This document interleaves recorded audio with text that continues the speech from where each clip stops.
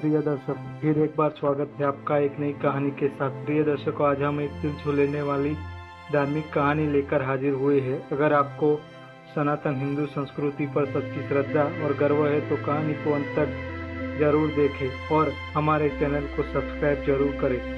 जय जय श्री राम, जय भोलेनाथ। सब कहानी की शुरुआत करते हैं। हीरो चला गया था, लेकिन उसकी यादें पलक के जीवन में हमेशा के लिए बस चुकी थी।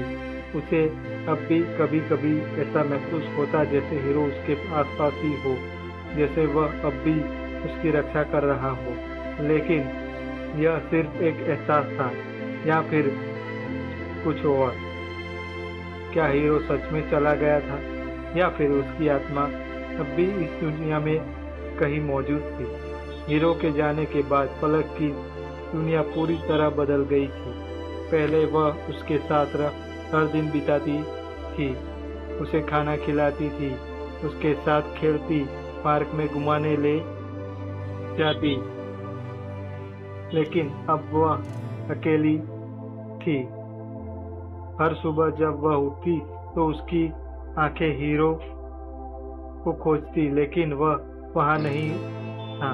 उसका बिस्तर खाली था, उसकी प्याली गायब थी और सबसे ज्यादा उसकी वो मासूम बुरी आंखें जो हमेशा पलक को देखती रहती थी, अब कहीं नहीं थी। लेकिन क्या यह सच में अंत था या फिर कोई अनदेखी कड़ी अब भी बाकी थी?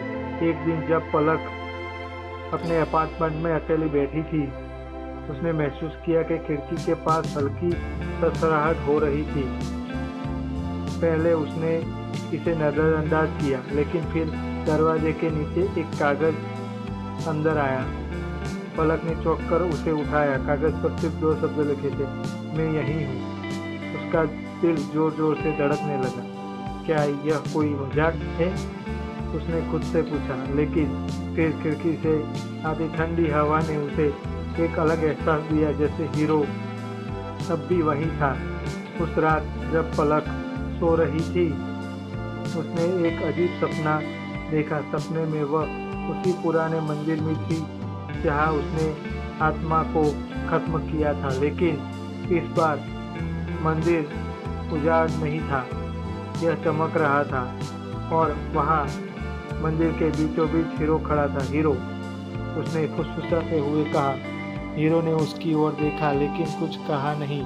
वह सिर्फ उसकी ओर देखता रहा, जैसे उसे बुला रहा हो। अचानक सपना टूट गया। पलक की आंखें खुली और वह जोर जोर से सांस लेने लगी। यह सिर्फ एक सपना था या फिर कोई संकेत?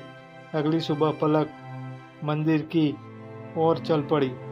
जब वह वहां पहुंची तो उसे एक अजीब एहसास हुआ, जैसे कोई उसका इंतजार कर रहा हो। वह धीरे धीरे मंदिर के अंदर गई और फिर उसे वही अजनबी आदमी दिखाई दिया। मैं जानता था कि तुम आओगी, उसने कहा। पलक की आंखों में सवाल थे। क्या हीरो अब भी यही है? अजनबी ने सिर हिलाया। हीरो पूरी तरह से जा चुका है, लेकिन उसकी आत्मा अब भी तुम्हारे साथ है। तो क्या वह कभी वापस आएगा? अजनबी ने गहरी सांस ली। शायद नहीं, लेकिन कुछ आत्माएं कभी मरती नहीं, वे हमेशा अपने प्रियजनों के आसपास रहती है। पलक की आंखों में आंसू आ गए। तो क्या मैं उसे फिर कभी नहीं देख पाऊंगी?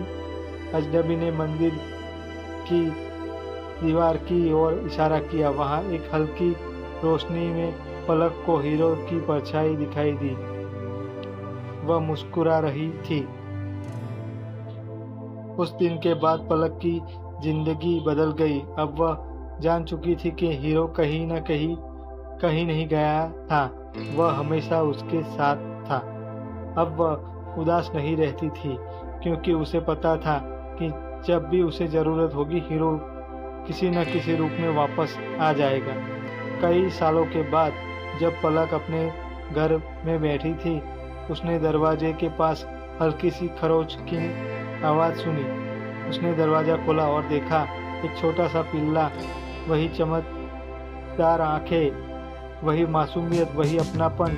पलक की आंखों में आंसू आ गए। तुम वापस आ गए हीरो।